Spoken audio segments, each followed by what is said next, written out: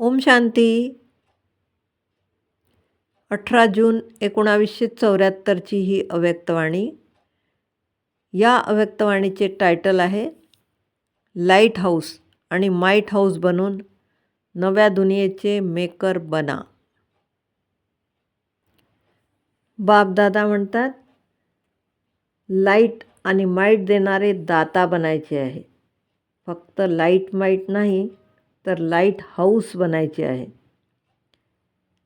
हे केव्हा बनता येईल? जेव्हा की इतका स्टॉक असेल. जेव्हा स्वतः नेहमीसाठी लाईट स्वरूप नाही बनू शकले, लाईट स्वरूप स्थितीमध्ये स्थित होऊ नाही शकले, तर अन्य आत्म्यांना लाईट हाऊस बनवून लाईट देऊ शकणार नाही.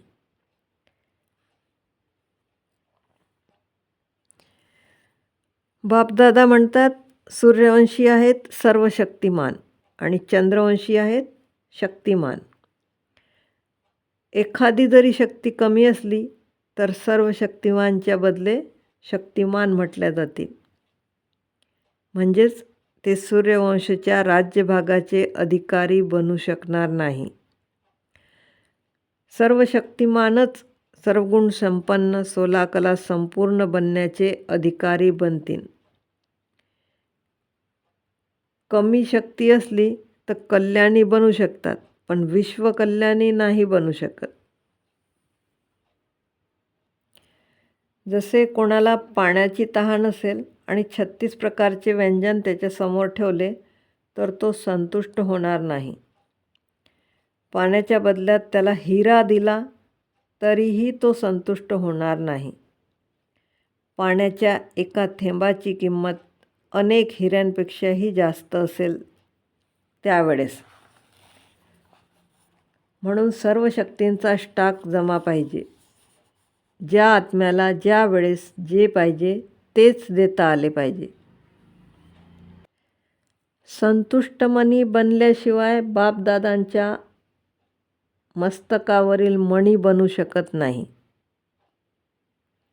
अशी महीनता चेक करायची आहे.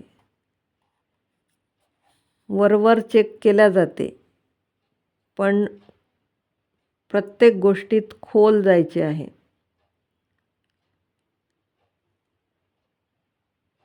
एक विषय, एकेका विषयाचं एक टायटल आहे. 4 विषयाचे 4 टायटल. पहिला, ज्ञानाच्या विषयामध्ये प्रवीण आत्मा असेल तर त्याचं टायटल आहे मास्टर ज्ञानाचा सागर. स्वदर्शन चक्रधारी. दुसरा आहे यादची यात्रा, जे की यथार्थ युक्तियुक्त योगयुक्त आहे. त्यांचं टायटल आहे पॉवरफुल, शक्तिशाली. कारण यादनेच सर्व शक्तियांचे प्राप्ती होते, सर्व शक्तींचे वरदान मिळते. तिसरा विषय आहे दिव्य गुणांची धारणा. याचे टायटल आहे इसेन्सफुल, म्हणजे सारयुक्त, म्हणजे अत्तर. कुठे दूरही ठेवलं तरी सगळीकडे सुगंध पसरतो. चौथा विषय आहे सेवा. बापदादा म्हणतात ज्ञानस्वरूप तर बनले, पण त्याबरोबरच शक्ती स्वरूपही पाहिजे. बॅलन्समध्ये पाहिजे. बॅलन्समध्ये न राहिल्याने ब्लिसफुलचे टायटल कट होऊन जाते. बापदादा म्हणतात मुख्य 2 कमजोरी जास्त दिसते, आळस आणि अलबेलापण. याला संपवल्याने सहज चेकर बनता येईल. 99 पुरुषार्थींमध्ये कोणत्या ना कोणत्या प्रकारचा आळस आणि अलबेलापण आहे. जेव्हा या 2 गोष्टी अंशरूप आणि वंशरूपानेही पूर्णपणे नष्ट होतील, तेव्हाच खूप वेळेचे विजयी बनून संस्कारानुसार विजयमाळेचे मणके बनता येईल.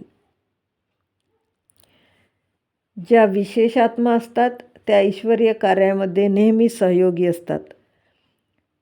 अशा सहयोगी आत्मा बापदादांच्या पण अतिस्नेही आहेत. अशा आत्मा सरल योगी आणि सहजयोगी आणि सहयोगी असतात.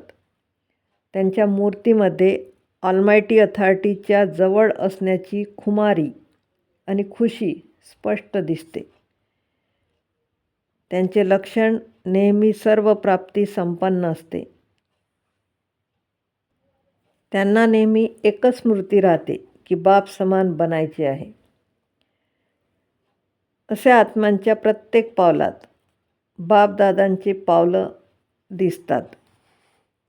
अशा आत्म्यांमध्ये मुख्य 3 गोष्टी दिसतात. ते 3ही संबंध निभावतात. त्रिमूर्ती स्नेही आत्माए 3 गोष्टींनी संपन्न असतात. बापाच्या संबंधाने फरमानबरदार, टीचरच्या संबंधाने इमानदार आणि सद्गुरूच्या संबंधाने आज्ञाकारी. ह्या 3ही विशेषता त्रिमूर्ती स्नेही आत्म्यांमध्ये स्पष्ट दिसतात. ओम शांती.